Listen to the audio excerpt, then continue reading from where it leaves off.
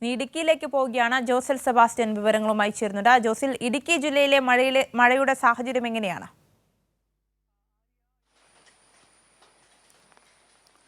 ആര്യ, ഇടുക്കി ജില്ലയിൽ ഇടവിട്ടുള്ള മഴ തുടരുകയാണ്. ഇടുക്കിയുടെ ഹൈറേഞ്ച് ഇപ്പം ലോ റേഞ്ച് തൊടുപുഴ മേഖലയിൽ ഇടവിട്ടുള്ള ചെറിയ മഴയാണെങ്കിൽ ഹൈറേഞ്ചിൽ അതിശക്തമായ മഴ പെയ്യുകയാണ്. മൂന്നാർ അടക്കമുള്ള അതുപോലെ തന്നെ കുമളി അടക്കമുള്ള മേഖലയിലെല്ലാം അതിശക്തമായ മഴ പെയ്യുന്നുണ്ട്. ഇപ്പോൾ വണ്ടിപ്പെരിയാറിന് സമീപം വാളാർഡി ലയത്തിന് മുകളിലേക്ക് വലിയ മരം ഒടിഞ്ഞു വീണിട്ടുണ്ട്. അവിടെ പാർക്ക് ചെയ്തിരുന്ന 2 ഓട്ടോറിക്ഷകൾ പൂർണ്ണമായും തകർന്നിട്ടുണ്ട്. ലയത്തിനുള്ളിൽ താമസിച്ചിരുന്നവർ രക്ഷപ്പെട്ടത് തലനാരിഴയ്ക്കാണ്. ഈ അപകടാവസ്ഥയിലുള്ള മരം മുറിച്ചു മാറ്റണമെന്ന് നേരത്തെ തന്നെ എസ്റ്റേറ്റ് അധികാരികളോട് ആവശ്യപ്പെട്ടിട്ടും അവരത് ചെയ്തിട്ടില്ല എന്നുള്ളൊരു പരാതിയാണ് അതുമായി ബന്ധപ്പെട്ട് ഉയർന്നു വരുന്നത്. അതുപോലെ തന്നെ ഇടുക്കി ചപ്പാത്ത് ഹെവൻ വാലിയിൽ വീടിന് മുകളിലേക്ക് കൂറ്റൻ പാറക്കല്ല് അടർന്ന് വീണിട്ടുണ്ട്. പാറക്കൽ പുഷ്പം ഹൃദയരാജിൻ്റെ വീടാണ് തകർന്നത്.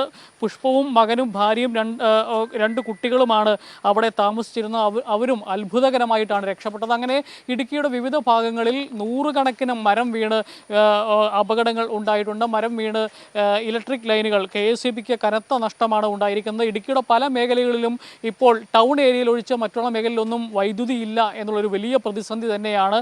പ്രത്യേകിച്ച് വട്ടവട അടക്കമുള്ള മേഖലയിൽ 5 ദിവസമായി വൈദ്യുതി എത്തിയിട്ടില്ല.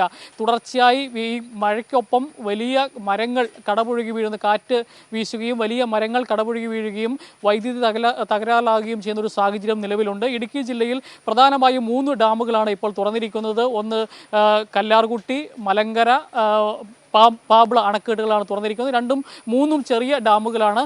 വലിയ ഡാമുകളായ ഇടുക്കി, മുല്ലപ്പെരിയാർ ഡാമുകളുടെ അവസ്ഥയൊന്നും അത്ര ഗുരുതരമല്ല. വളരെ ചെറിയ തോതിലുള്ള ജലനിരപ്പ് മാത്രമാണ് ഇപ്പോൾ ഉള്ളത്. ഏതായാലും കഴിഞ്ഞ ദിവസം 2 സ്ത്രീകൾ, എസ്റ്റേറ്റ് മേഖലയിൽ പണിയെടുക്കുന്ന 2 സ്ത്രീകൾ മരം വീണ് മരണപ്പെട്ടതിന് ശേഷം പുറം പണികൾ പൂർണ്ണമായും ഇടുക്കി ജില്ലയിൽ നിരോധിച്ചിരിക്കുകയാണ്.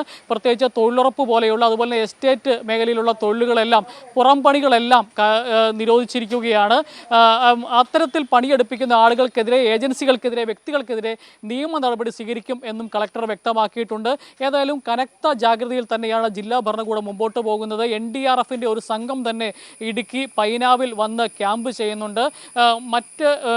ഏതായാലും ഈ മഴയ്ക്കൊപ്പം വീശിയടിക്കുന്ന കാറ്റ് വളരെ വലിയ പ്രതിസന്ധി സൃഷ്ടിക്കുകയാണ്. ആര്യ, ശരി. ഇടുക്കിയിൽ ഇടവിട്ടുള്ള മഴയ്ക്കൊപ്പം മഴക്കെടുതിയും രൂക്ഷമാണ്.